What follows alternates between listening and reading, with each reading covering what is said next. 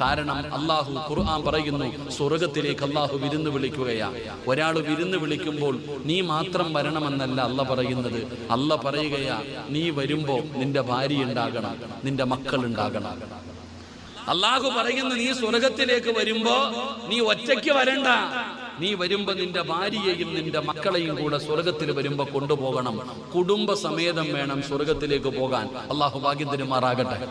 അത് ഒറ്റയ്ക്ക് പോണോ? പോകുമ്പോ ഒരുമിച്ച് പോണോ? ഒറ്റയ്ക്ക് പോണോ? പോകുമ്പോ കുടുംബ സമേതം വേണം സ്വർഗ്ഗത്തിലേക്ക് പോകാൻ. അങ്ങനെ സ്വർഗ്ഗത്തിലേക്ക് പോകണമെങ്കിൽ എൻ്റെ പ്രിയപ്പെട്ടവരെ, നമ്മുടെ പ്രവർത്തനങ്ങൾ അങ്ങനെയുള്ളതാകണം. നല്ല കാര്യങ്ങൾ ചെയ്യടോ, നന്മകൾ ചെയ്യടോ. 2024 കടന്നു വന്നു. നീ ചിന്തിക്കേണ്ടത് മരണത്തിലേക്ക് ഒരു കൊല്ലം കൂടെ നീ അടുത്തത് മറന്നു പോകുന്നു. ഒരു കൊല്ലം കൂടെ നമ്മൾ മരണത്തിലേക്ക് അടുത്തിരിക്കുകയാ. മരണത്തിലേക്ക് നമ്മൾ അടുക്കുന്നു. അസ്രായിൽ നമ്മൾ അടുക്കൽ വരാൻ സമയം അടുത്തുകൊണ്ടിരിക്കുകയാ. അതുകൊണ്ട്